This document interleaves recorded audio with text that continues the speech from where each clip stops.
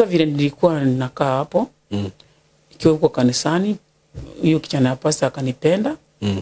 Tukawa sasa amenipeleka kwao kama kunificha, tukakaa siku kama 3. Nikamuuliza sasa mimi sitaenda kukaa hivi na hata siwezi rudi mahali nimetoka kazini, juu nilikuwa nimetoroka. So amekuchukua muende mkae kama bibi na bwana. Father alikuja polepole mpaka kwa nyumba yangu. Akanisalimia. Na alikuwa amevaa kinyasa na vest. Akaniambia sitaki uniogope, nakupenda. Okay. Nakupenda, chenye unaweza hitaji mimi nitakufanyia. Mzee alinianza kunigusa hapo. Yeye ananigusa matiti, ananipea kiss, ananisika private parts. Sasa nikashindwa, otherwise akanishika, akaniweza. Sasa huyu ni pastor? Huyo ni pastor. Mwenye unaendaka church yake? Nani baba ya bwana yako sasa? Sasa Father vile aliniambia, alinishika hivyo. Alikuwa Mkikuyu ama? Alikuwa Mkikuyu. Sasa vile alinishika hivyo, mimi nikataka kureact, akaniambia hapana. Mimi nimekupenda kutoka mwanzo, ni vile sikuwa nakuambia ukiwa church.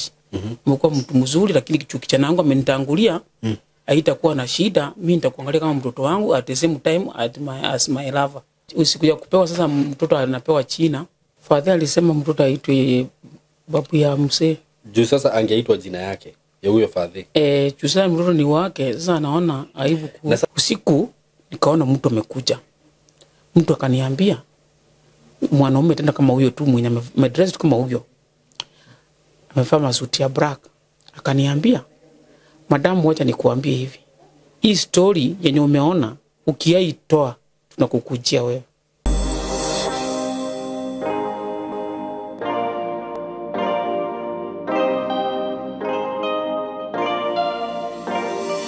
Hello guys, how are you doing? Mimi naitwa Simon K. Karibuni sana siku ya leo. Na nashukuru sana kwa support yenu yenye mmekuwa mkinipea, kusubscribe, kunisupport, kuwatch zile videos nimekuwa nikiweka hapa. May God bless you so much. I really appreciate. Cause najua kukubali tu kuspend time yako na kutumia bundles zako kujiangalilia hizi videos. Manze ni support kubwa sana. So God bless you so much for that. Na kama hauja subscribe kwa hii platform, kindly subscribe, kwa sababu tunakuleteanga vitu mzuri sana. Tunakuletea professionals wenye wanakuadvise, wenye wanatuongelesha, wahubiri au wote wanakujanga hapa. So before niende sana, naweza kukumbusha kuhusu what we are teaching here kwa hizi studios zetu ama kwa hii shule yetu.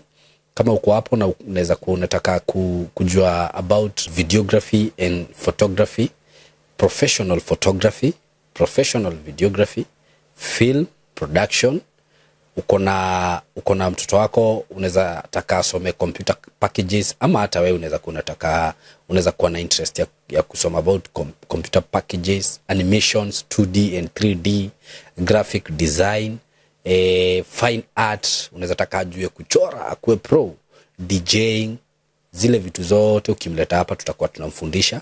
Na sisi ni ma-professionals, tunadeal na ma-professionals, tunakupea kitu yenye unahitaji, kitu yenye unapata kwa ground. Hapa sana nasemanga sisi tunadealing na practicals. Ma-practicals ndizo tunafanya hapa mingi sana.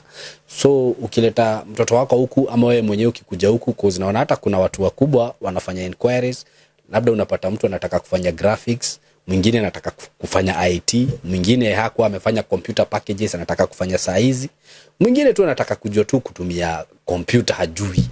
Kuja tu huku tutakuonyesha hizo vitu zote. And that is why we are here juu yako. Na ukitaka kututembelea unaweza piga hii namba 0724333313, 0724333313.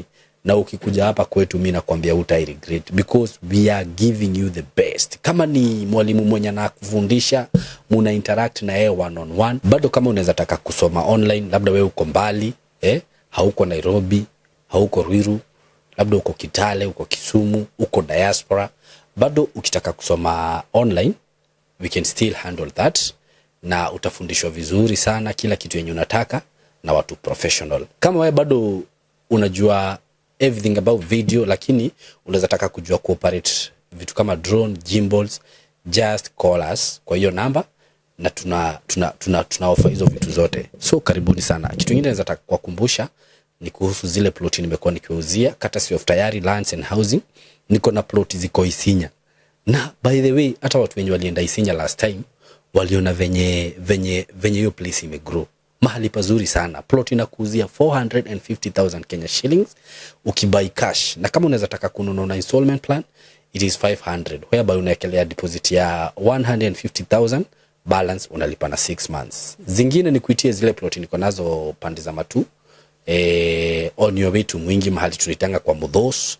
Hizo plot inakuuzia 99,000 Kenya shillings. Na niko tu na plot mbili. Niko na mbili tu. Hata mtu mwenye alikuwa amepiga simu alikuwa anataka hizo ploti.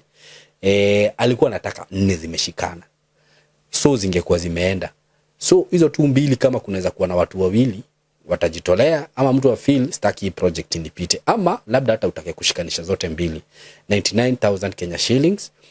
Ni ploti za 50 by 100. Na kama unaweza taka kubuy na installment bado hatutakufungilia. Installment plan ni 120. Unaekelea deposit ya 50,000, balance unalipa na 6 months. For more information unaweza piga hii namba ya simu 0715 99 9909, 0715 99 9909, ama unaweza tembea ofisi za Tayari Lands and Housing. On your way to ukiingia Thika kuna stage inaitwa Gatitu. Ukiwa hapo Gatitu opposite utaona Shell petrol station. Then ukiwa hapo Shell kuna building iko hapo inaitwa Mco Plaza building. Uende huko third floor room 302, utapata ofisi huko. Na hata ukifika Thika tu ufeel ni kama umepotea kidogo, piga tu hiyo namba 0715 99 99 09. Leo niko na story naweza taka tusikize. Nimetembelewa na mama fulani from Nakuru County, anataka kushare story yake na sisi. Naweza taka tu mkae hapo tumsikize, tujue venye tutamsaidia. Na hata before aongee naweza taka kusema vitu zingine ataenda kuongea hapa. They are not my views na sio views za hii platform. Hizo ni views zake mwenyewe. Yaani mrugamo wetu ti mrugamo wako ni mrugamo wake. So mko karibu sana. Na wasalimu watu wangu wote mahali popote mko, na wasalimu katika jina la Yesu Kristo. Kwa majina yangu unaitwa Jane Bichanga. Jane Bichanga. Okay. Mimi nimesaliwa pande ya Kisii, Bucha district. Lakini currently naishi Nakuru County. Ulitoka Kisii ukakuja Nakuru. Lakini by then nikianza na historia vile nilikuwa nimesaliwa, nimelelewa. Sisi tumesaliwa watoto 10. Okay. Tukiwa na babangu na mamangu. Wametulea katika shida ngumu sana. Shida. Babangu alikuwa mlevi, chakali, alikuwa anatumia bangi, anatumia kila kinywaji kila chenye kinaweza kumlewesha. Akawa mtu mkali sana. Hata hawezi kutuangalia katika majukumu ya kimaisha. Okay. Na mamangu alikuwa mtu wa bidii, mtu wa kutuangalia, lakini ile yenye alikuwa anaweza alikuwa anatusaidia. Lakini sasa mimi katika masomo nilishindwa na masomo chunaye. Nilikuwa katika hiyo hali ya kusumbukana. Nilikuwa msaliwa wa namba 2 kutoka first born, nilikuwa second born. Okay. Sasa nikawa na hali ngumu, naye nilikuwa na mwili kubwa. Na katika magonjwa ilikuwa inanisumbua, nilikuwa naanguka nikiwa mdogo. Okay. Sasa vile nilikuwa naanguka, masomo nikaendelea, nikaona sasa mwili imenilemea nikiwa shuleni. Watu wanatiaki wakisema mimi ni mama mzee. Hiyo katika hiyo changamoto. Ni miaka ulikuwa na mingi ama ni mwili ilikuwa kubwa? Ni mwili ndiyo ilikuwa kubwa. Katika hiyo changamoto nikaona wacha niwachane na shule. Vile niwacha shule, nikaona niwacha nisaidie mamangu, pengine kama anaweza kumsaidia kulea watoto wengine, tu alikuwa na changamoto mingi sana. Sasa mimi nikawa na kazini yangu, alikuwa anakaa Nairobi. By then nilikuwa sasa niko around 15 years. Tukaenda Nairobi, akanitafutia kazi ya nyumba. Okay. Sasa vile nilifanya kazi ya nyumba, nilikuwa bado niko na shida ya kuanguka. Okay. Lakini mwenye nyumba hakuwa inikutia kama nimeanguka. Na akawa anaambiwa na majirani huyu msichana wa kazi wanaanguka. Lakini katika ile maombi nilikuwa naambia Mungu nisaidie kwa ile hali tunaishi. Niliweza kukaa kwa hiyo hali, lakini nikawa naenda kanisani, nikauliza mahali kanisa iko, nikaenda. Kufika kwa hiyo kanisa mmoja kuna mwenye alikuwa ameniambia hiyo pastor anaweza kunisaidia katika maombi ile shida yenye nilikuwa nayo ipate kuisha. Kweli niliombewa na hiyo shida ikaweza kuisha kutu Nairobi. Na mimi sikumwacha Mungu, nikaendelea kuomba, nikaendelea kumuishia Mungu. Katika hiyo hali nikaingia kwenye kwaya nikiwa youth. Sasa tulikuwa hapo na kijana ya pastor, tukaendelea hivyo. Tukakuwa mabeste. Sasa nikiwa kwa hiyo nyumba, ile pesa nilikuwa napewa ilikuwa pesa kidogo, hata hiko inasaidia mzazi vile, lakini ilikuwa inatusaidia kwa sababu hatukuwa na any. Hamkuwa na otherwise. Hatukuwa na otherwise. Sasa mimi nikiwa tu hapo, kijana ya pastor akanipenda. Kijana ya pastor? Sasa hiyo kwa miaka ngapi? Niko miaka sana, niko kama 18 hivi sasa.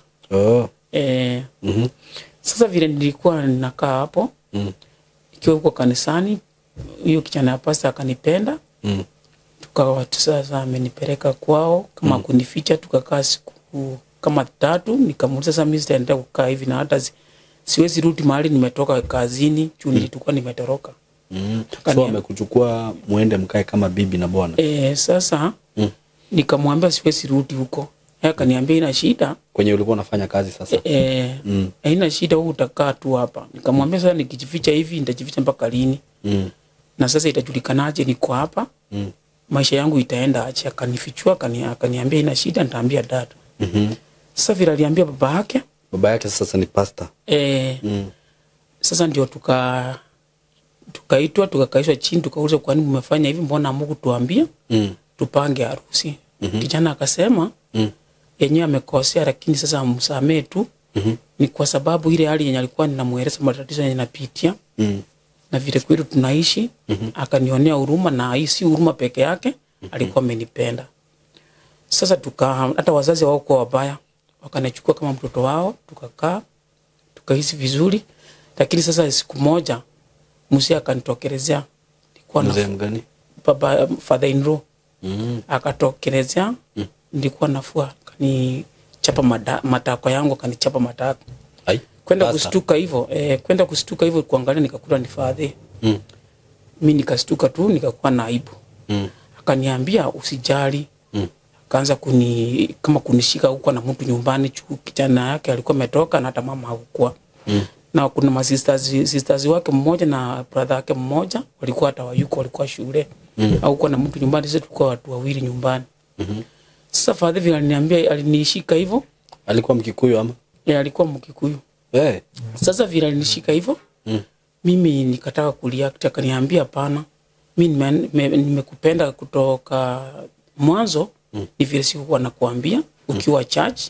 Umekuwa mtu mzuri, lakini kijana wangu amenitangulia. Haitakuwa na shida, mimi nitakuangalia kama mtoto wangu at the same time as my lover.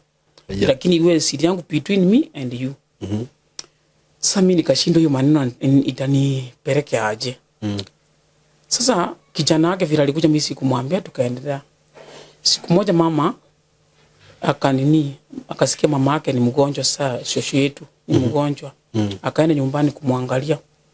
Sasa ikawa nyumbani niko na father na huyo bwanangu. Sasa bwanangu naye ameenda kazi, tumepaki na father.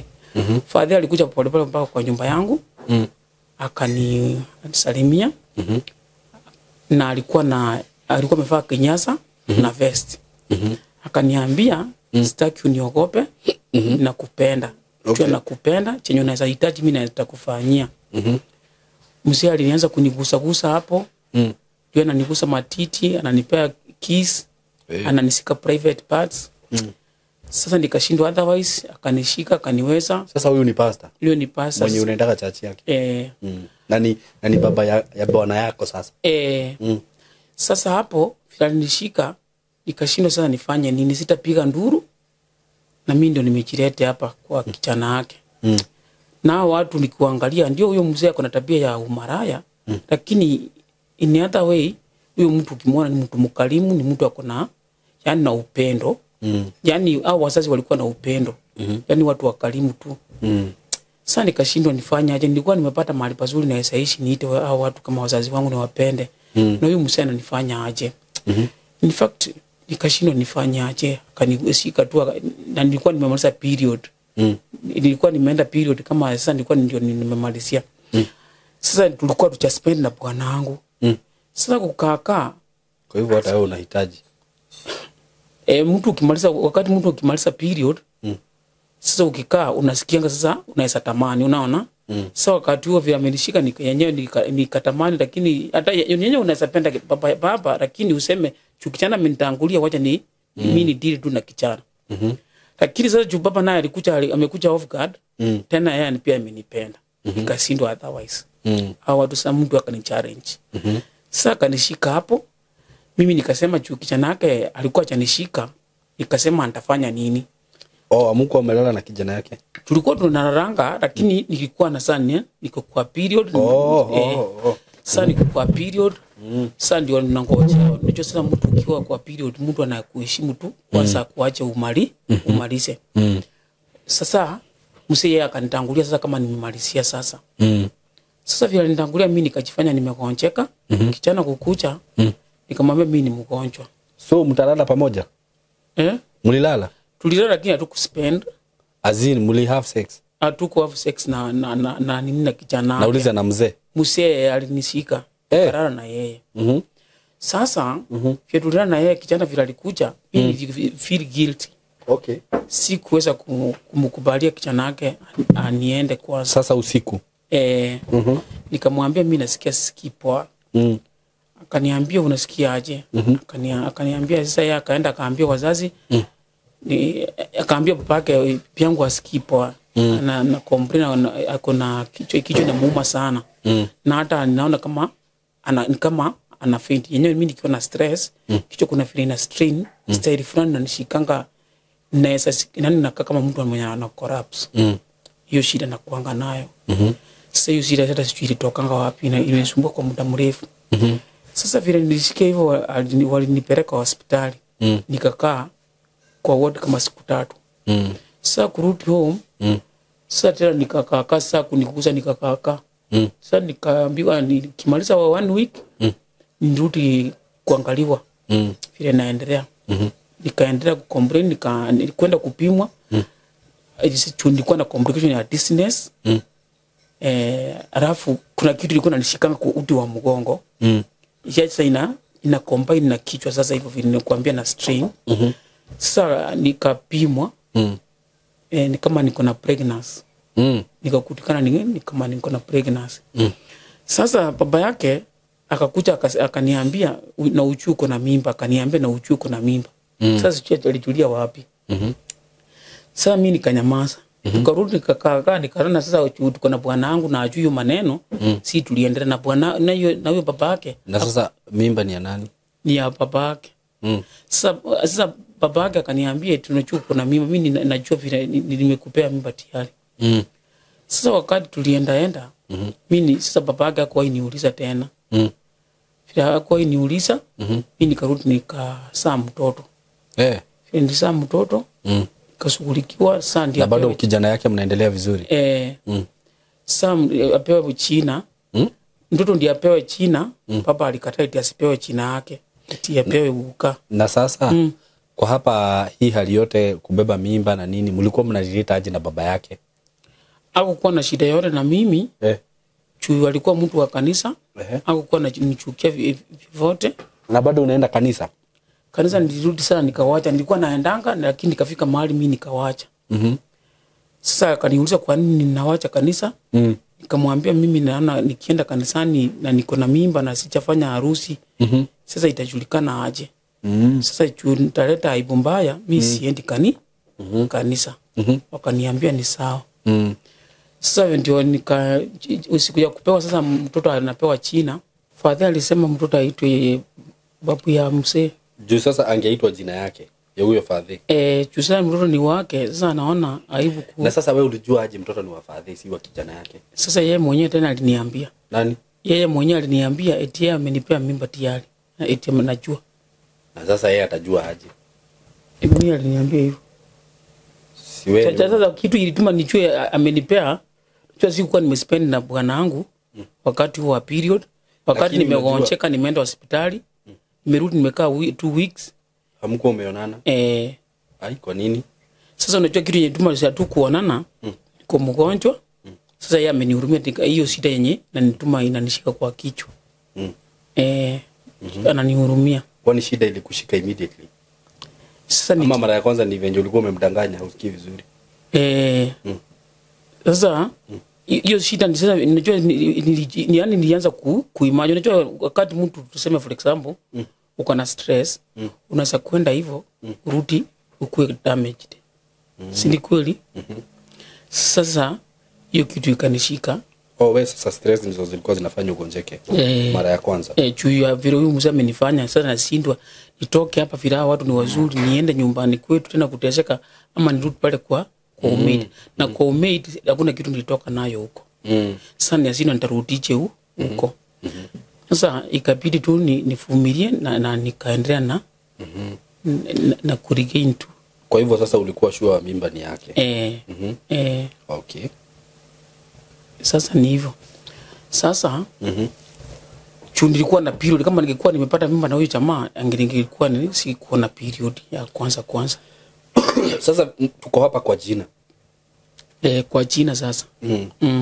Sasa vile alipinga eti asiitwe kijana wake akamuuliza kwa nini baba unasema eti mtoto asiitwe wewe atuite baba na babu. Akamwambia basi hakuna shida muniite tu. Akaitwa. Sasa huyo mtoto vile tulimuita hiyo jina hakuwa na shida yote tukakaa. Huyo mtoto siku moja sasa tukiwa nyumbani yani kukapatikana na shida nyumbani matanga ikawa nyumbani kwetu. Okay. Kwenye sasa. Nikapigwa simu. Shosho yangu amepasa. Okay. Sasa nikaenda nyumbani. Sasa vile nilikuwa nyumbani tukamaliza masisi nikarudi. Na hakuna mtu alikuja kunichukua. Hapana. Kwenye. Hakuna mtu alikuja kunichukua. Sasa hapo mimi nikaanza kujiuliza ni kwa nini na hao watu ni wale watu wazuri.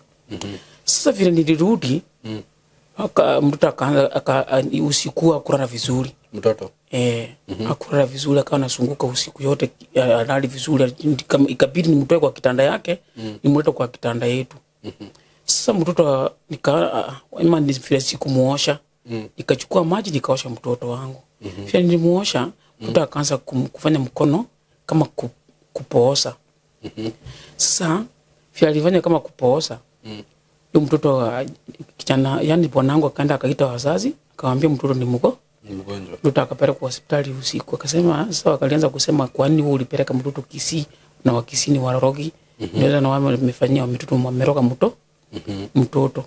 Sasa katika hiyo hali mtoto wangu nikaanza sasa kuishi hiyo nyumba watu wanakuja. Hiyo maneno nilikuwa naisikiaga lakini mimi naona ni kawaida lakini sikufuatilia. Ndio ni watu wa kanisa.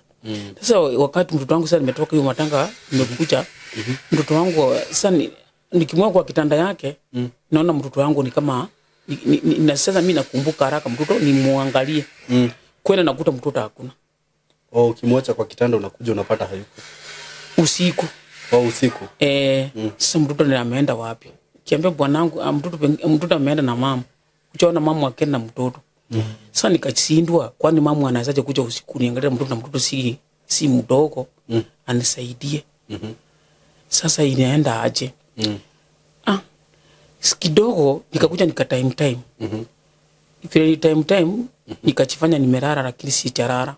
Nikaambia Mungu anisaidie kabisa nisikuwe na usingizi. Nijue nini kinaendelea kwa hiyo nyumba. Wakati niliangalia vizuri nikaona watu wanakuja wanaume wawili wamevaa masuti. Wanasimama mmoja anasimama pande hii ya kitanda yani kichwa ya mtoto na mwingine anasimama kichwa hii ya miguu. Sasa naona kuna ishara zingine walikuwa nafanya na hao watu siwajui mimi. Kutoka wapi? Sijui. Na nyumba imefungwa tu. Ishara zenye walifanya nikaona sasa si kuona mtoto akichukuliwa nikaona wakifanya tu ishara tu. Sasa hiyo ishara wakifanya mimi nikaona mtoto ayu. Sasa nikaamuka sasa saa hiyo nikaenda kuona mtoto. Nikaamusa bwanangu nikamwambia mtoto wangu sasa ameenda aje. Akaniambia si nakuambia ni mama anakuja anachukua mtoto anaenda kukusaidia harare. Nikamwambia kwani niko na shida ndio mama akuja kunisaidia mtoto. Sasa nikamwambia basi mimi hapa mimi naona kuna hatari. Akaniambia hapa hakuna hatari. Tukaenda hivyo. Kukakuwa na siku, sasa si mtoto ni mgonjwa. Kapita siku moja, hiyo ya kwanza, ya pili. Ya pili tulikuwa tumeambiwa turudishe mtoto kliniki, tulikuwa tumempeleka kliniki. Sasa kumpeleka akaambiwa na stahili apigwe picha ya kichwa. Kupigwa picha ya kichwa, father alikataa akasema mtoto akipiwa picha ya kichwa anaesaga. Okay. Wachana na picha ya kichwa. Sasa mimi nikainsist nikasema mtoto ni mgonjwa na daktari ndiye amedecide hivyo. Wacha mtoto afanywe picha ya kichwa aonekane nini namsumbua. Okay. Sasa mtoto alipiwa picha akaonekana akona growth kwa kichwa. Aya, sasa vile alikuwa na growth hiyo kwa kichwa, sasa ni siku ya pili, vile alikuwa ameparalyze hivyo. Sasa father amekataa, akapigwa ile picha. Vile alipigwa ile picha, mtoto ndio akawa weak. Okay. Akapass. Sasa mtoto vile alipass, mtoto wangu vile alipass, mimi sikujisikia. Sikujisikia tena. Sasa mtoto wangu sasa vile alimekufa, mimi nikastukia niko kwa hospitali. Vile nilirudi nikuta wameshika mtoto wangu. Wamemshika? Ameshikwa. Kumshika aje? Yaani amewekwa kaburini sasa. Oh, wamemzika ukitoka hospitali? Haya, so alizikwa kama hujui? Kama sijui. Kurudi, sasa vile ameshikwa, kurudi nikaambiwa kaburi yake ndio ile. Naona yenyewe kaburi iko nyuma ya nyumba tu. Sasa vile niliona nyuma ya nyumba, sasa nikaangalia, kesho yake tena nikaamkia hapo. Kuangalia nikakuta ni kama kuna shimo fulani, kitu ilikuwa inachimbwa. Nikauliza nini ilikuwa inachimbwa. Nikaambiwa eti ni ile kitu yenye inakuwa kwa shamba, imekuja ikachimba hapo. Kitu gani? Ile inaitoka strip, ile puko. Sasa nikajiuliza, puko imetoka wapi kwa hii compound? Nikaanza kushukua watu sasa, si watu wazuri, si watu wazuri. Nikaanza kumwambia bwana wangu, from the word go, nimejisukumia kwa hii poma, na naona hivi si poma mzuri. Mimi ni heri tu niende kwetu. Akaniambia, kwani poma imekufanya nini? Mimi naona kama hii mtoto wangu amekuliwa na machuchu. Sasa vile nilimwambia hivyo, usiku huo. Usiku huo, mtu mmoja alikuja, mwanaume. Mtu mmoja akakuja? Mwanaume. Ukiwa umelala? Tumelala, si naota. Mimi naona tu. Oh, si ati unaota? Kaona mtu mwanaume amekuja. Sasa zile namwangalia, nataka kuambia bwana wangu akanifanyia hivi. Akanifanyia hivi. Oh. Sasa zile naenda kupeleka mkono hivi niamuse bwana wangu amuone, akanifanya hivi. Huyo mwanaume akakufanya hivi. Akanifanya hivi. Alafu akanifanya. Sasa vile nilifanya hivyo. Huyo mwanaume umetoka wapi? Sijui. Upende usipende. Vile alifanya tu hivyo. Vile alifanya tu hivyo, nilijikuta mimi niko Kisii kwa stage. Ai, kwa stage. Sikupanda gari, sikufanya nini. Niko kwa stage. Atalifanya aje? Aliniambia sasa amekuja kwa nyumba. Sijui amepitia wapi. Nikaambia bwana wangu, nikataka kumgusa na yeye amuone. Hiyo mtu akanifanyia hivi. Vile nilifanyia hivi, akanifanyia hivi.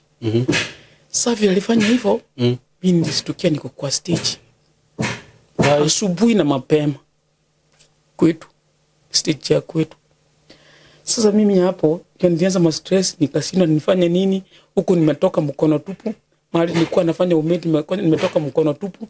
Looking for prime land in an established neighborhood? Then your dream address is calling. We present to you 50 by 100 plots with ready title deeds in Karuguru, going for just Kenya shillings 5 million each. Yes, you heard that right. Just Kenya shillings 5 million. Ooh, what a deal. The plots, they are conveniently located opposite Northlands and just a kilometer off the Eastern Bypass Highway.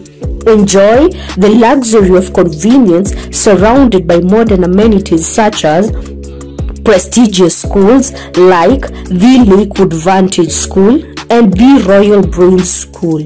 There are leading banks around: Absa, Equity, Cooperative, and KCB Bank. There are many eateries around like KFC, Chicken Inn, Art Cafe, and Choma Zones. There are Naivas and Quick Mart supermarkets, all within reach. The RFH Healthcare is along the highway. It is more than just land, it's location, lifestyle, and lasting value. Don't wait. Opportunities like this don't last. Call us now via 0113 50 40 43.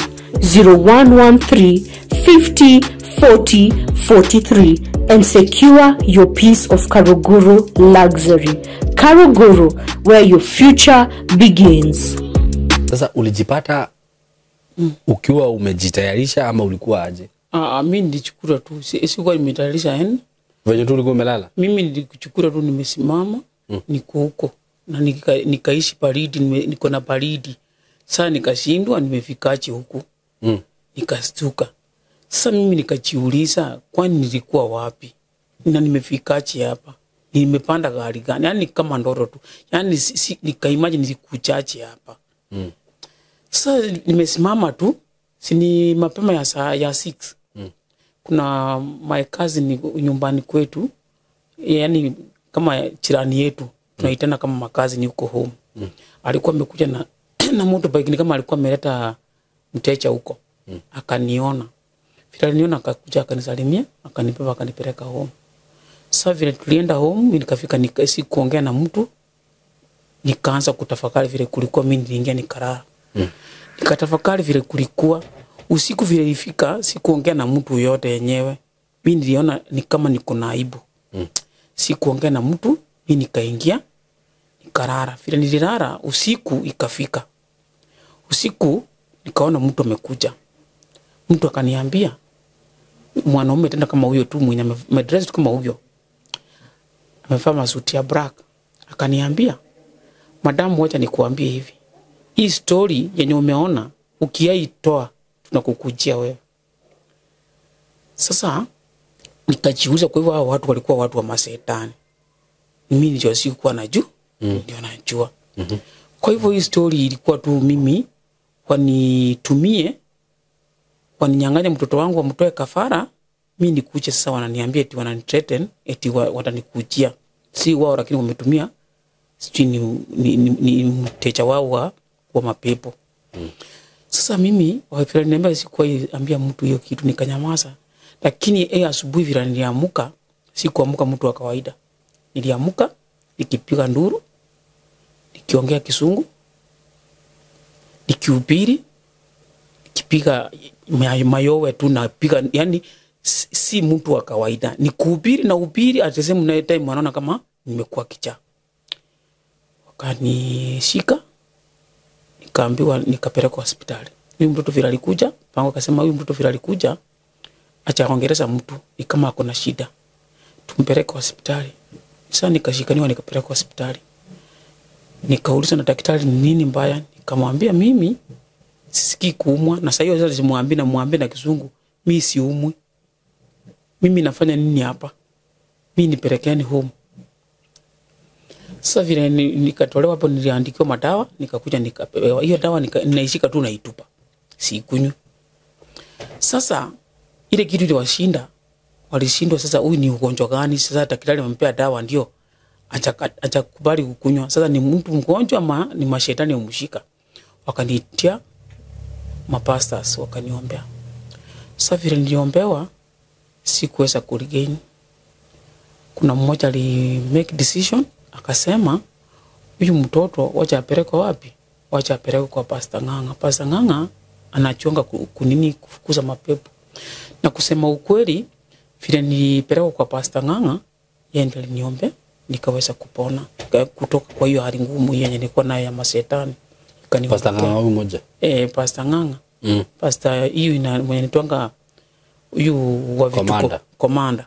Ndio kweli aliniombea nikapona. Na namheshimu Mungu, pastor mzuri, Mungu ambariki, chumi alinisaidia. Aya, mimi sasa vile nilipona, sikukaa hapo nyumbani. mimi nilitoka huko kanisani moja kwa moja. Kazi yangu mmoja alikuwa anakaa huko Nakuru County, akakuja akanichukua, akaniambia twende, tukaenda. Nikakaa kidogo, akanitafutia kazi kwa shamba ya maua. Nikarudi nikapata mwanaume huko, tukakaa na yeye, nikapata mtoto. Sasa umepatana amekuwa ama mmepatana aje? Tumeoana sasa. Sasa vile tumeoana nikapata mtoto. Mtoto sasa nikawa na challenge, ni mtoto akiwa na miezi 5, tena niko na mimba ya miezi 3. Sasa nikarudi tena ukapata mimba nyingine. Nikazaa mtoto. Sasa ni watoto wawili, ni kama wanatoshana. Nikawalea na shida, siendi kazi, ni mzee ndiye ananiletea. Tukakaa. Sasa mtoto wakati mtoto alikuwa kama miaka 2, au sio wa kwanza. Na huyo wa pili sasa ni kama wanafuatana, ni kama wako the same age. Sasa ndio mama akakuja akatoka nyumbani. Mama mgani? Mother in law. Mama in law wakina mzee wangu huyo sasa mwenye alikuwa amenioa, sasa huyo mwenye nilipata kwa maua. Sasa akakuja kutusalimia. Akasema nipeleke nyumbani. Na kweli mimi ni vile mama alienda nyumbani, nikaenda mimi nikainsist, nikaambia bwana kweli nipeleke nyumbani ni juu bwana alikuwa anasema eti anipeleke nyumbani. Yeye mwenyewe ndiye alikuwa naenda alafu anarudi. Lakini nikaelewa kwa sababu ilikuwa na watoto kama twins. Sasa nikaelewa ndio maana anipeleke nyumbani. Kumbe kuna mwanamke nyumba ameoa. Ameoa, kuna mwanamke na watoto 3. Sasa na mama wako aliniambia. Sasa vile nilifika huko, watoto sasa wanachiendea na miguu yao. Watoto hawayuko karibu na mimi. Huyo mama kuna huyo mke mwenzangu ni kama tuseme 100 meters kwake kwa nyumba yake sasa. Akakuja na maji kama amechemsha. Ilikuwa giza. Mimi nimekaa sasa nyumba kubwa ya mama. Sasa nimekaa sitting. Sasa mimi nilistukia maji kinimwagika tu kwa maji moto. Kwani aliambiwa yeye ni bibi yake? Hadi kama alikuwa ameambiwa. Alikuwa ameambiwa. Sasa lazima ajue, akilijua. Sasa virali nimwagia maji, nika scream, ndio nikaamuka. Tuseme ile maji vile nimwagikia hivi pande hii moja hivi, ilimwaga sasa kwa manguo nilichomeka kwa matiti huko.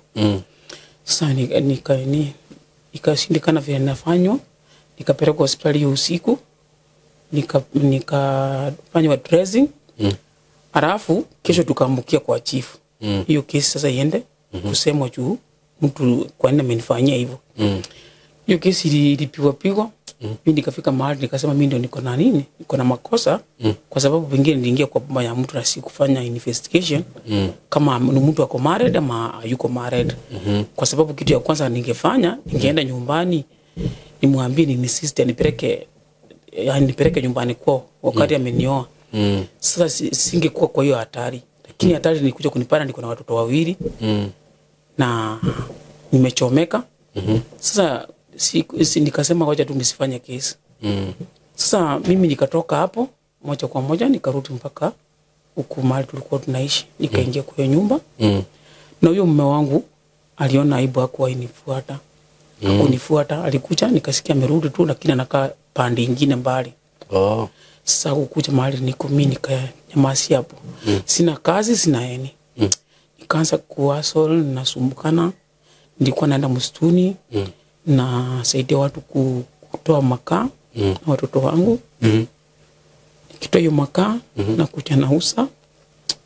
Watoto wangu wanapata chakula ya kukula kama kwa ile nyumba. Nikaenda nyumba ya matope. Nilikuwa nalipa shilingi 500. Kusema ukweli nilihangaika na watoto. Sasa ile kitu ilifanyika, chuako kwa nimemfuatilia, ile kitu ilifanyika mbaya, tena mahali nilikosea. Huyo mwanaume aliona simulizi kitu. Alikuja chumini kwa wanawake wako weak. Huyo mwanaume akanifuatilia, akakuja. Sasa vile alinifuatilia akakuja akaanza kuniambia atanisaidia. Kumbe huyo mtu amepata kama ni ugonjwa. Kama amekuja na ugonjwa sasa. Nikakubali tukaanza kuishi na yeye. Sasa vile tuanza kuishi na yeye juu ya mashida. Kumbe kuna ugonjwa. Nikapata mimba nyingine. Kwenda kuanza clinic, nikaambiwa niko HIV. Sasa vile niliambiwa niko HIV. Hapo sasa nilisema nifanye nini? Mbona nirudi tena kwa shida? Niko na HIV, niko na watoto, nimesumbukana. Sasa nitafanya nini? Mama yangu ana nyumbani, mimi ndio na support. Sasa nitafanya nini? Makosa yangu nimekosea wapi? Nikachikaza tu. Nikapata mtoto chundi, nikuja nikamuuliza mimi najijua mimi mwenyewe. Ugonjwa ni wewe umenipea. Huyo mwanaume alisema ni mimi nilikuwa na randa nimeuleta hiyo ugonjwa. Na mimi kusema kweli mimi sikuwa na hiyo shida. Chundi ile masida nimepitia, niliangalia kwani ni kulaaniwa ama nini. Anyway, mimi nikamwambia wewe rudi kwa bibi yako, sulika na watu wako. Mwana alirudi, alienda. Akaniacha hapo. Nilikuwa nimesonga, nikarudi nikapata kazi kwa maua tena.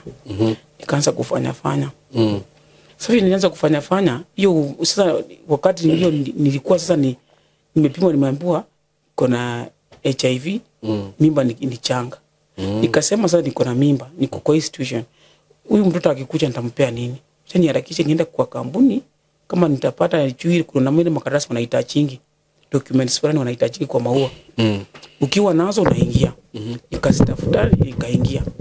Vile niliingia nikafanya kama miezi 4. Nikalemewa na mwili. Nikawacha. Sasa vile niliwacha nikakuja nikaendelea hivyo nikapata mtoto. Ile mimba sasa nasikia kisungusungu, nasikia kuanguka, nini kafikia ni mimba tu inaendelea. Nilipata mtoto ninasikia hivyo tu. Nimetani black, mwili yangu nimekonda.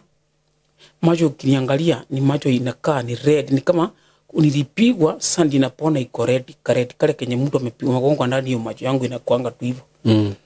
Nisichuza zile dawa zenye nilikuwa natumia saa ARVs. Sasa dizziness, nasikia kuanguka, sisikii niko na appetite imepotea. Sasa nikasema mimi mtoto nimesasa vizuri mtoto wangu, naendelea kumpa ile dawa yenye namzuia asifanye nini asipate ugonjwa. Ndio mnyonyeshe. Sasa mimi nikawacha na ile dawa. Mtoto na ile dawa yenye nilikuwa nakunywa sasa. ARVs. Mimi nikawaachana nazo. Mtoto nikaendelea kumpa ile dawa. Sasa vile niliendelea kumpea dawa, ikafika wakati wa kupima, mtoto apimwa ajulikane hali yake vile yako.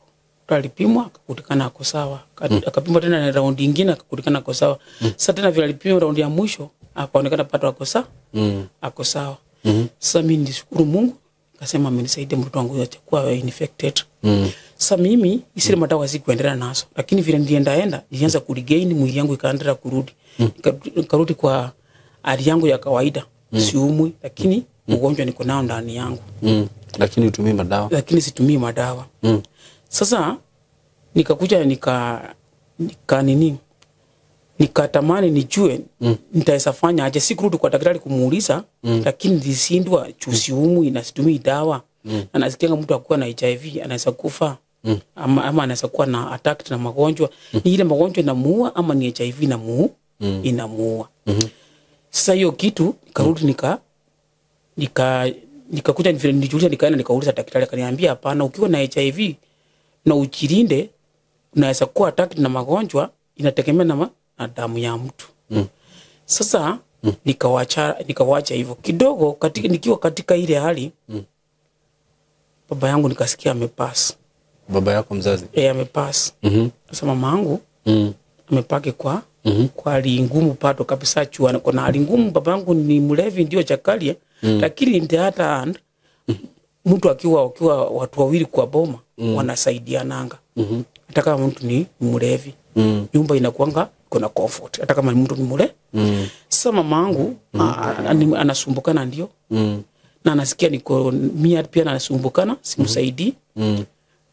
Nikasukumana hivyo nikaenda nyumbani nikashika baba yangu. Nilishika baba yangu. Nikarudi mahali nilikuwa naishi. Ilikuwa kama mwaka moja kama ijaisha, yani tuseme kama miezi 6 hivi. Kuna anko yangu sasa namuita baba yangu mkubwa sasa wakina father. Ndiye alikuwa anadaidia shamba yote. Alikuwa cha wagawia, kila mtu ampe sehemu yake sasa. Sijui aliachiwa kila kitu. Sasa shamba yetu, mahali baba yangu alikuwa amepewa share yake, alikuwa amepewa karibu na barabara, na sisi kwetu tuko karibu na center ni town ndani. Hiyo plot yani ni prime plot lakini ni shamba. Sasa anko yangu alikuwa ameshikilia mabangu vibaya. Sio baba yangu vile alikuwa hayuko sasa amekufa. Shamba ile aliuza. Anko yangu akauza hiyo shamba. Mama yangu alikujiwa asubuhi moja wakaambiwa watoke. Ile shamba iliwekwa singenge yote. Mama yangu akapiga nduru, akastuka, akashindwa nini na nini, nikapigwa simu nikaambiwa mama amekuwa hivi na hivi. Chumi ndio second born. Na mimi ndio naonekana sasa niko na kweli sina. Sasa nilifanya chukumu nikaenda nyumbani nikakuta kweli wamechukua shamba yetu. Na mahali tunaelekea mama yangu ametoa nguo zote. Mama yangu akujiwa mnyama. Mama alishinda chenye anafanya, mimi nikamcomfort nikamwambia mama papa yetu amekufa. Hata mwaka ndio ijaisha. Tumenyang'anywa shamba yetu. Tufanye nini? Hakuna kitu tutafanya.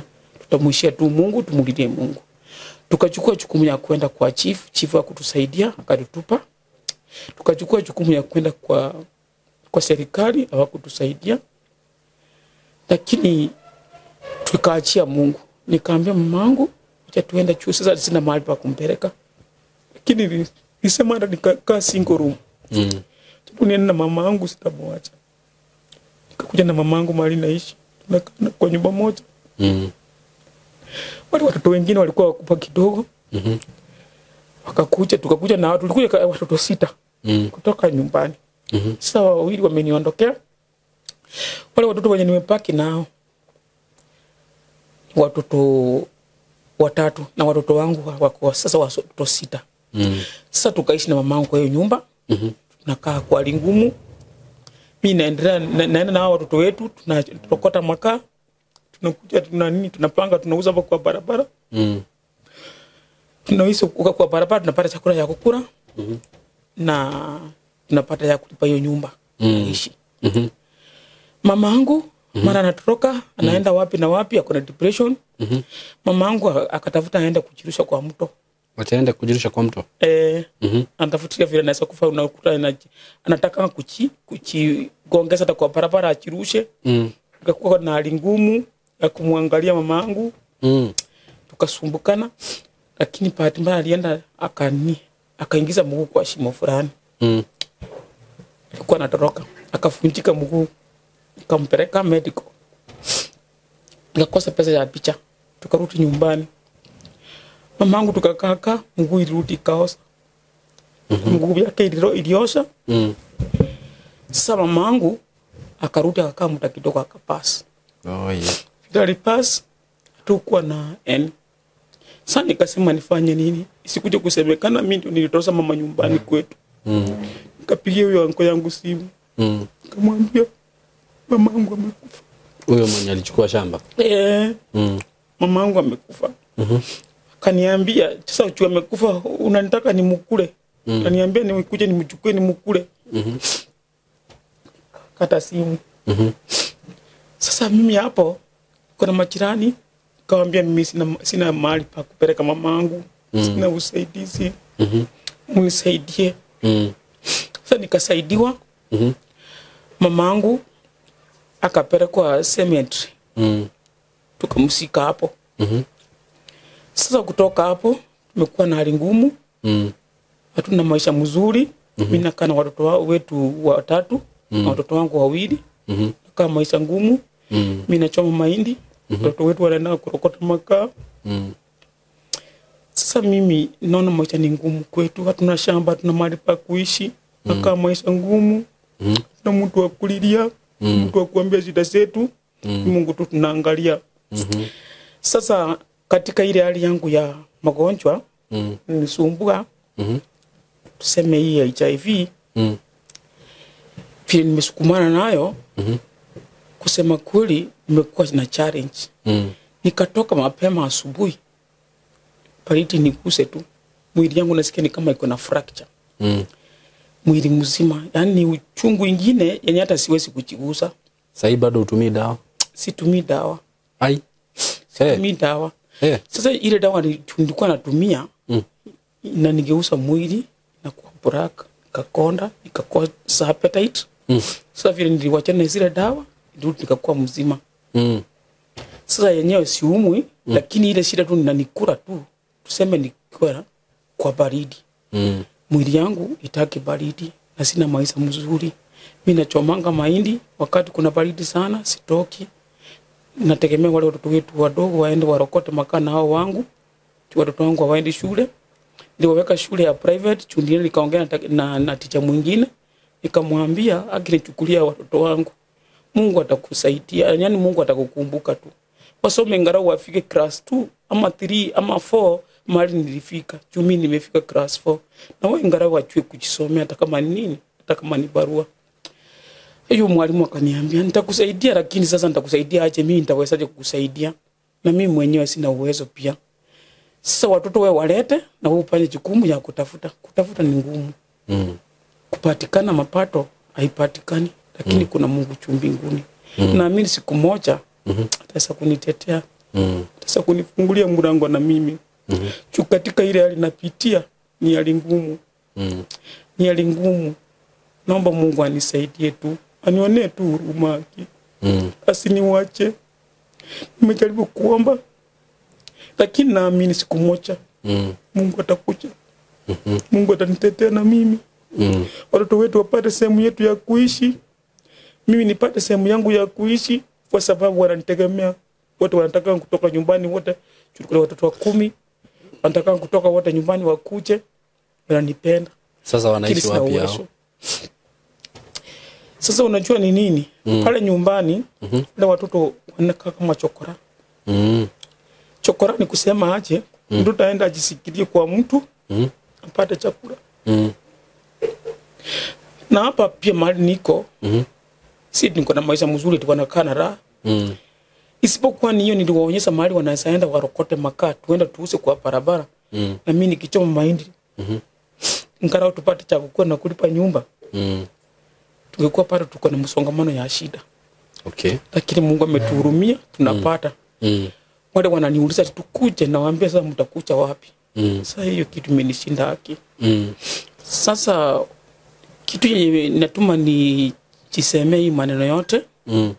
Mtu mwenye atanisikiza katika ile hali yangu ya ugonjwa ya HIV.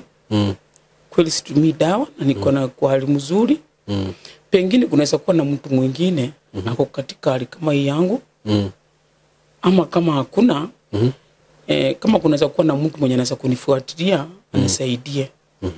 Ajue shida iko wapi? Ajue shida yangu ni gani, nitasaidika aje? Ugonjwa tayari uko kwa mwili. Hata kama iniumi, pengine kunaweza siku inasalibuka tu, isitukie tu nimekufa. Na ni kitu ningeweza sema, ikute kuna mtu mwenye anaweza nisaidia, nisaidie. Nitasikia sauti yangu, anisaidie tu, aniongoze, nipate vile nitapata usaidizi. Na katika hali yetu ya maisha ngumu, yote mwenye atasikia tu hakuna moyo wa kutusaidia. Kwa sababu tulinyang'anywa shamba yetu, hatuna mahali pa kuishi. Watoto wangu wetu wote wananitegemea. Pia niko na familia yangu ya watoto wangu. Sina mume mwenye atasikia huruma, nisaidie. Mungu atanisaidia niache kabisa kadogo kazuri. Juu sina uwezo wa kwanza business yenye inaweza kunisaidia. Naomba tu Mungu anaweza kuwabariki wenye wanaweza kuniangalia wananisaidia. Ni hayo tu. Pole sana kwa hayo yote umepitia. Challenge kubwa sana. Na kila kitu unajua, kila kitu inafanyikanga kwa reason ya Mungu. So naweza kuambia tu pole, na anaweza uliza mtu mwenye anaweza kuwa anajua hiyo situation yako. Mimi sijisikia kama hiyo ati mtu ni mgonjwa na akitumia dawa zinamharibikia, but I know there are professionals who are here mwenye anaweza kuwa na advice yoyote anaweza mwambia, ama unaweza muadvise wenye anaweza fanya. Alikuwa ameniambia hapo awali hata sasa kupata pesa za kwenda hosi kufuatilia vitu kaa hizo. Sijaifuatilia sana hizo vitu nijue venye ziwenda, but if you have any idea of how you can help her, just call her na tusikie ni aje. Sijui kama hiyo nini inahitajingi pesa ama haihitaji, I don't know, but unaweza muadvise. Unajua saa zingine mtu akiwa uko geshagi uko ndani, saa zingine unakosa hata advice jua tu labda hata wenye mnaishi nao labda wamekureject, hawataki kukuongelesha wakisikia kitu kama hiyo. But hapa ni pazuri juu tuko open, na sisi we as families tunapeanga mtu mawaidha. So najua hapo utapewa mawaidha. Another thing, kama uko hapo unaweza msupport. Maybe kama ni hiyo kazi yenye anafanya, uweze tu kumboost kidogo, angalau aweze kuangalia watu wa familia yao. Bado tunaweza shukuru sana. Nataka upeane namba yako ya simu hapa, ndio mtu yote mwenye anaweza kuwa na support yote anaweza kupea, si ndio? Mimi naweza sema namba yangu ni 0725 57 7272. Rudia. Namba yangu nirudie tena. Ni 0725 57 7272.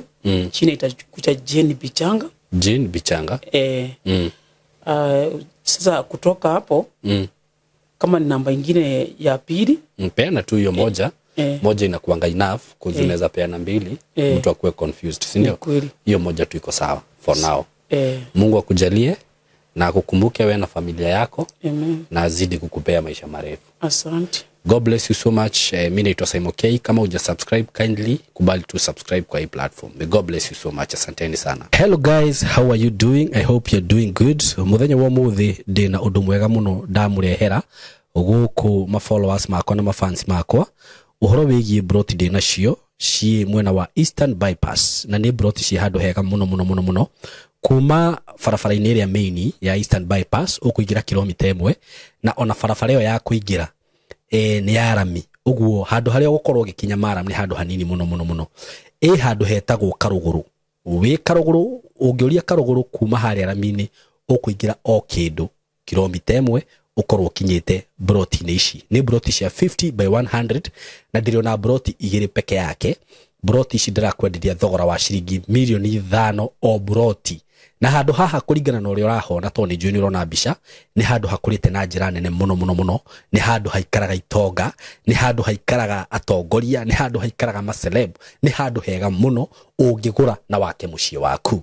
Na ona ungiuga ati ni ukwenda gwaka apartment, no wake, tondu ni ndona apartment iria ciakagwo guku ni cia gikiro kia iguru muno.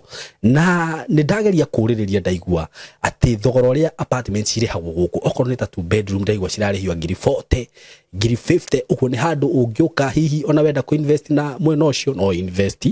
Ungienda gwaka tunyumba twa kwendia no wake na wendie bei njega muno, no cokie mbeca ciaku. Ungienda gwaka tunyumba twa gukomborithia taru uria mundu akaga tu bungalow tu compound ukomborithagie no wiki uguo. Haha tigute ona hanini. Roreri akwa kana arata akwa, undu ungi mwega muno wigie cia icigire ndi nacio ni ati cikomeire barabara. Ino ni barabara murona haha, uguo ci haha barabara-ini. Kundu guku maundu maria meku ni maingi muno. Guku kwina mathukuru, ni ndona thukuru itagwo Lakewood haha uguo, ni ndona ingi itagwo Royal Brain. Uguo korwo wina mwana waku wi thukuru no renda gwaka muciĩ wa guikara, mathukuru me haha hakuhi. Mafengi maihuire guku, ngiuka ni ndona fengi ta KCB, Equity Bank, ni ndona Cooperative, ni ndona mafengi maingi muno. Okorwo ni ma petrol station maihuire guku ona wahuta mamikawa maria me guku ni maingi. Ni ndona KFC, ni ndona chicken ini cirio guku, wenda kunywa kahua at cafe, ungibatara gwikaga shopping gaku ma supermarket me guku ni ndona Naivas, Quickmart kwanza ni ndona kwina igiri. Yani ungienda handu hega ha guikara, handu classic ti hangi ni haha riu. Undu uria gwika no kuhurira na beno ya thimu 0724 33 3313 0724 33 3313 nigetha twaranirie nawe. Ndakwira asking price ni ciringi milioni 5 per plot, no ungikihurira hihi no tumenyo ria tungiaria. Broti ici ciina ready title deed, uguo wagura ni ready transfer. Wenda kwambiriria mwaka waku wambiririe hau. Mwikaribu sana, hura na beo ya thimu 0724 33 3313. Karibuni sana. Looking for affordable land just a short drive from the city? Welcome to Isinya. Only 55 kilometers from Nairobi CBD, where your dream of owning land becomes a reality. Secure your 50 by 100 plots today by paying cash price of only Kenya shillings 450,000 or pay in installments Kenya shillings 500,000 and pay the deposit Kenya shillings 150,000 and pay the balance in 6 months. There are ready title deeds. Whether you're into farming, building your dream home, or keeping livestock, Isinya offers you the perfect environment to grow and thrive, for all amenities are available. Don't wait. Plots are going fast. Call us today via 0715 999 909, 0715 999 909 and take the first step towards your future. Nitwamugeithia murega eroreri aitu ithuĩ tũrĩega mũno makĩria na niĩ marĩtwa makwa njĩtagwo Simon K na twĩ haha twĩ na director all the way from Tayari Land and Housing na nĩmwakiona matonyo maya humbĩtwo nĩ kambuni ĩno ya Tayari na mũthenya wa ũmũthĩ nĩtuoka twĩ na maũndũ mega makĩria mũno tondũ director atwĩrire ũndũ ũrĩa ekaga nĩ ku make sure na gũtigĩrĩra nĩ atwethera kĩndũ kĩega kĩndũ affordable na ngwĩraga ũngĩkaigua nĩ ndakũrehera broti kuma gwa kambuni ya Tayari ũkamenyaga broti iria ndakũrehera twakũrehera kĩndũ affordable kũringana na kũrĩa twakũrehera tarĩu kũrĩa tũrĩ mũthenya wa ũmũthĩ director tondũ nĩ njũĩ gũkũ nĩ twendetie phase 1 na Ngai nĩ arateithirie ũrakorwo ũkĩona phase 2 nĩ njũĩ thaa ici mũndũ ũrĩa ũgũka kuona kũndũ gũkũ oria haha next nĩ akaigua atĩ ti-itherũ Tayari nĩ wendagia broti affordable so mwĩkaribu sana tũgeithio nĩ director na tũmenye twĩ mũthenya wa ũmũthĩ tũmũtarĩrie mawega ma kũndũ gũkũ na uikare hau na ndugathenge hau director karibu sana ugeithie arata aitu Simon thengio muno niguo ni undu ona guturehe guka hamwe na ithuĩ kũndũ gũkũ niguo na Simon nyambe ngeithie roria aitu na ngeithi cia wendo wa Mwathani niguo tondu tugite mĩaka ĩyo tukoretwo na andũ aya ithuĩ tuonete wendo wa magegania niguo tugatwarana wega rimwe mwena witũ nĩ tũkwamaga kidogo magatu understand makwama kidogo kamathikĩrĩria na tugakorwo tutwaranĩte wega mũno niguo rĩu Simon twĩ gũkũ na nĩ ngwĩraga hĩndĩ ciothe wona ndakũrehe handũ niguo ũkamenya atĩ hena gĩtũmi kĩrĩa gĩatũma ngũrehe kũndũ gũkũ niguo rĩu gũkũ ti kũrĩa kwa iria na ũkĩ no nĩ ũrakĩona nakuo gũkũ nĩ Isiraeli ĩngĩ ndo nakwĩra nĩ thaka mũno niguo na Simon twarĩ o kũndũ gũkũ niguo o hĩndĩ ĩngĩ na tũkĩendia phase 1 niguo na gũkũ Simon rĩ tũrĩ gwĩtagwo Isinya niguo Isinya rĩ Simon ĩ kĩndũ twĩtaga 50 kilometers northwest of Nairobi Nairobi town city kuma Nairobi nĩ kuga nginya haha nĩ kilomita 50 gũkinya Isinya town tondũ kuma hau Isinya town gũka haha nĩ kilomita ingĩ 5 niguo koguo twĩ around 55 kilometers from Nairobi Nairobi town niguo na ngwĩre Simon o torĩa ngwĩraga kũrĩa guothe ngũtwarĩte nĩ kũndũ guothe gũkoretwo gwĩ thĩinĩ wa Vision 2030 blueprint niguo na ngakwĩra gũkũ twĩ thĩinĩ wa still wa Nairobi metropolitan region ĩrĩa nĩ yakavĩte Kajiado yothe nĩ gakava Machakos yothe na part of Murang'a actually I think even Murang'a yothe nĩ yakavĩtwo na Kiambu Nairobi metropolitan region niguo na kũndũ gũkũ Simon nĩ ũrona ũthaka ũrĩa wĩ ni ndoka ndamaka na nĩ ũrona kuma rĩrĩa twĩrĩgaine maũndũ marĩa me kũndũ kũrĩkũ me kũndũ gũkũ actually ona rĩrĩa twĩrĩgaine bara ĩno ndĩarĩ ndeme actually to twageragĩra mwena wa rũgongo tũgĩũka cia phase 1 niguo rĩu ĩno bara nĩ yatemirwo ĩgathiĩ ingĩrĩte kĩ ona ndiakĩona hakuhĩha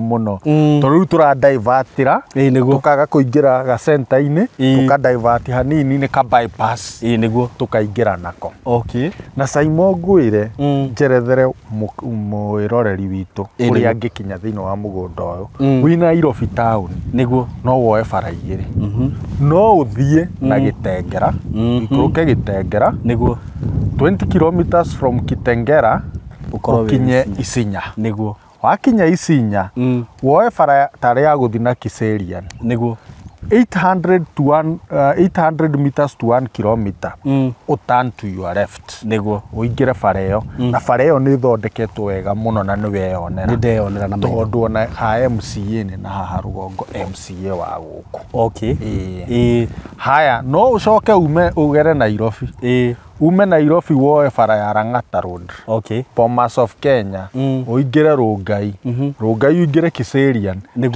woe bara ya gũthiĩ na Isinya uhĩtũkĩre ya town ya Mbirika wahĩtũka town ya Mbirika the next town is Isinya utanakinya Isinya petrol-inĩ ya National Oil on your right niguo uingire koguo handũ haha nĩ handũ hakuhĩ mũno na Simon wana siasa na itonga ciothe ũĩ ũngĩngwetera thaa ici amu tũtigũkĩmagweta haha Nĩguo. gitonga gĩothe ũĩ gĩ kĩndũ gũkũ nĩkĩ tondũ rĩu gũkũ nĩyo twĩtaga bread basket Okay. Saimo Nĩguo. ũmũthĩ ũyũ Kiambu rĩ nĩyo tũĩ bread basket nĩguo. mĩgũnda yatinangirio gũgĩakwo mafurati nĩguo. arwaka ũndũ nĩ hinya wone mũgũnda intact ĩkaigĩrĩ Au ũrute kũ? ndũngĩona nĩ 50 by 100 na hĩndĩ ĩyo 50 by 100 yo nĩ mirioni 20 Nĩguo. na handũ haha Saimo ũmwe kuma kũrĩa Nairobi tuona nĩ kilomita 500 na kanyamu nĩguo. ũke gũkũ nĩ ũrona ũrĩmi ũrĩa ũrarutwo nĩ andũ gũkũ Ndakwĩra tarĩu gũkũ nĩ mũgũnda wa macungwa nĩguo.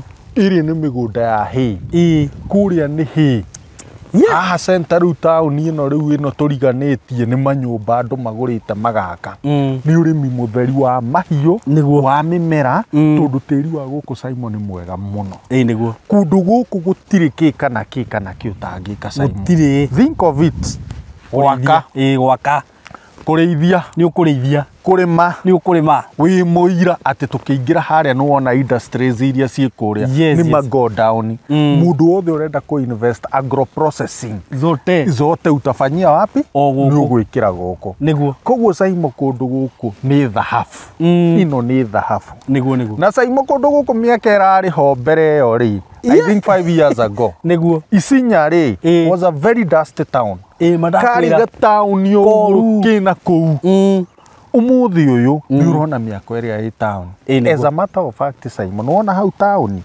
ya Isinya area ĩyo ndũngĩona kĩa 50 by 100 na thĩ wa mirioni kuma 4-5 ndũngĩona you can't nĩguo. ndũngĩona wambate haha Birika nĩ gataũni kararĩ o ũguo thaa ici ndũngĩona kĩa kũu Saimo na thĩ wa mirioni cigana 2 nĩguo. tondũ nĩ ndirikanaga he mũndũ twatinangĩirie mũgũnda Birika town ũingĩre around 5 kilometers nĩguo. na hĩndĩ ĩyo mendagia broti 100,000 mau matatũ ũmũthĩ ũyũ ndĩracokire ndaiguire mirioni koguo nĩguo ndĩraiga atĩrĩrĩ kũndũ gũkũ rĩ gũkũ direct ona mũndũ rĩu ũranitaga gũkũ ingĩgĩaka exactly na njikare nĩ wona mĩciĩ ĩrĩa yakĩtwo na gũkũ Saimo ndĩrona ka tũtakũmonia mbica aini meko me gũkũ wanasiasa meko me gũkũ mũndũ wothe you think about wina investment yake aroka kũndũ kũrĩkũ kũndũ gũkũ nĩguo. na okorwo nĩ bara nĩ wona accessibility nĩguo. maĩ nĩ wa maya ta rĩu ũyũ nĩ imba witũ na mbohoro ũrĩa na mbohoro na maĩ nĩ mendagia gũtikĩrĩ na marĩa piped no boreholes nĩ cirutaga maĩ gũkũ thitima nĩ weno Saimo na actually gũkũ rĩ tondũ nĩ numagĩra he mũrĩmi he mũthuri wĩho mũhĩndĩ mũrĩmi mũno arĩmaga gũkũ ndiũka ndikũmũgeta rĩtwa augire gũkũ maĩ ma gũkũ we ona ndenjire na manakĩrĩa na macini menjire na moko magĩkinyĩra maĩ ũguo maĩ ma gũkũ no wenje na moko no mũrĩmi wa mbũri importaga mbũri ĩni rĩu njũĩ nginya gwake no ngũtware nginya gwake rĩu rĩkĩ ngwĩre Saimo gĩkĩ gũkũ nĩ gold nĩguo ũrore ũthaka wa kũndũ gũkũ Saimo ũrĩa ũhana mĩfugo ĩrĩa ĩ gũkũ ona riri ta imagine nĩ kiangazi na ũrore ũrĩa kũhana gũkiurĩte gwakiura koguo tũkĩra mũndũ wĩ hau ũkawĩigithie kũndũ kũrĩkũ kũndũ gũkũ kwĩna debate ĩkoretwo ĩkuo ya shares na broti nĩgũkoretwo na debate ĩyo andũ makiuga ĩhĩ ĩmwe ka broti na tũtirera mũndũ ndaka invest you can also invest no he ũndũ ũmwe share no ĩte very true no ite na no unyite munyaka iki atia niguo nene yani ugie na investment more profitable very true no Saimo mugunda nduri hindi ugate na nĩyo na kambuni nĩ ũkoragwo nĩ ciagwa broti ndĩkagwa arabu umenye ũndũ ũngĩ ta rĩu wa share no ti gũgĩcihũra tũracihũra tondũ onacio no tũgũkĩigithia nĩguo share nĩ ĩrĩ political influence yes very true no ũthiĩ ũkore hena mwanasiasa ũguo reka atia ura influence in fact na ti kũmĩcambia ona ũkĩhingũra account ya share nĩ ũragio kana nĩ ũrĩ in political connection kana nĩ ũrĩ mũndũ wanyu thĩinĩ wa siasa nĩguo koguo rĩ tukaiga atĩrĩrĩ ũkawoe kaburoti garĩkũ handũ haha ndakwĩra mĩaka ĩtarĩ kũraihu kahinda gatararĩ kũraihu Angĩkorwo hĩndĩ ĩrĩa tũrokĩte haha director gũtirahanaga ũguo nĩ mĩaka ĩrĩ kana nĩ mwaka ũmwe last year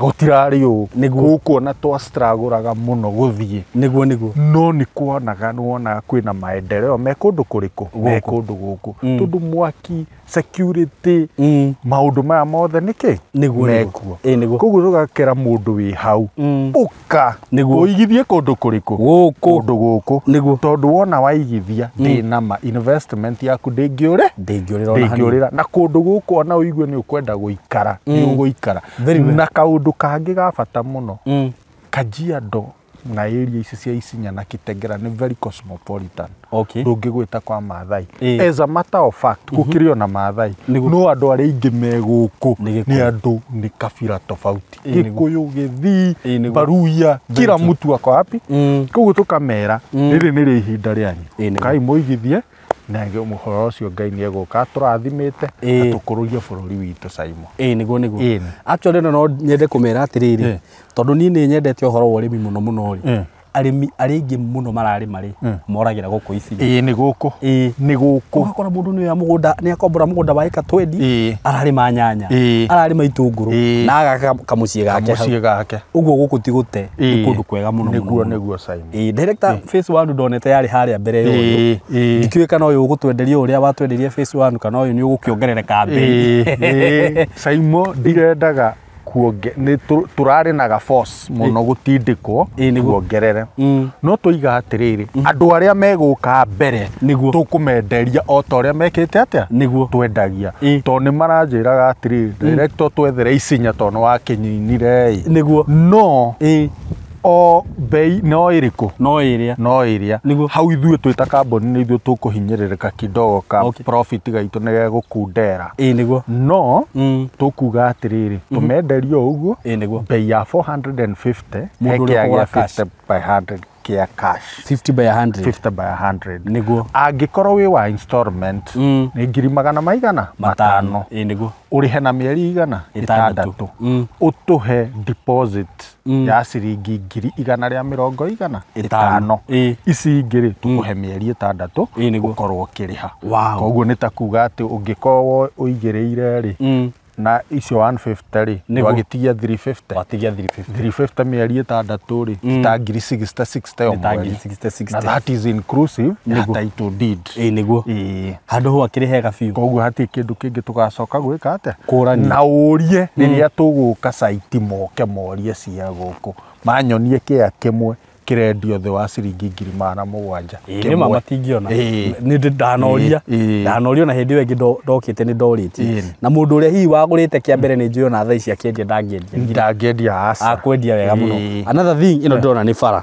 uguo mundu uyu wi bara-ini uhutitie bara ino na ino ni bara main ithiete gathie kanyitana na barabara ingi coka na mwena wa Kajiado ni bara main ni bara nene muno ona ni ya aya metagwo Kera rural roads koguo riria megugwambia gwikirwo kiriari rami ino ni njoi gukoi budget ni no riu ndigikiritwo no ungirora bara ino anytime tukite nawe nduru wakora itari nime niguo hindi ciothe ko nime na injikire ka moram niguo wow thank you muno director na ngwiciria hau ni mwanyita wega kundu guku ni kundu kwega muno eroreri aitu na ndimwiraga nie maitho manyu kundu guku riria twirigite kuo ri gutiahanaga uguo na ninguririkana he mundu ndarehete site guku hindi iyo na ni twathinikire muno tugikaingira haha tondu bara ino ndiari njega na mundu ucio ka anjirire guku ndingitiga anjirire ndingitiga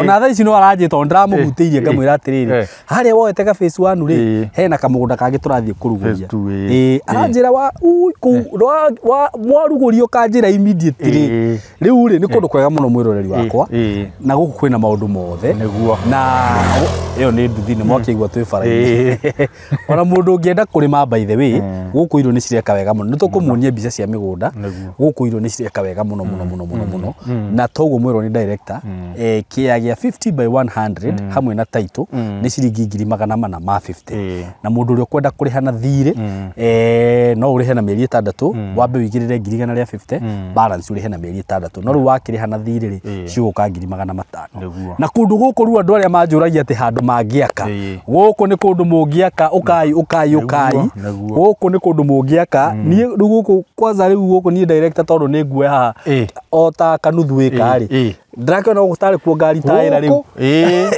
Saimo na ndakwira guku no tha ici andu marona kuhano na ni gwakitwo mieke the last 2 years ni gukoretwo na development muno Saimo. Very true. Riu ni ndu wohoro makiria ungikienda kubuka na ni ngwenda ubuke immediately wona video na ko ni ukorwo wina interest wenda guka site visit na beno niyo kuhura 0715 99 9909 0715 9909 wofici cia Tayari Lands and Housing cikoragwo cikuria Thika. Ukiingira Thika ungiuga wigirwo stage yetagwo Gatito gutire matatu itowe hau na waigirwo Gatito he petrol station ya Shell ikoragwo hau petrol station niyo ya Shell ungirora guoko gwaku kuo mutho ni ukuona building yetagwo Emco Plaza building ungioka ku third floor room 302 ni ugukora ofici cia Tayari ku uguo mwi karibu sana no hure thimu yo na no uchere ofici ukai muigithie guku na mutikerira ni director nguona tatwarikia na ndiungira andu aya ciugo iriku cia muico nigetha tucoke turekereria ni no ndimerire marathimo moke maigithie guku. Amen. God bless you so much, tunawapenda sana, mugene ihinda riega. Thank you.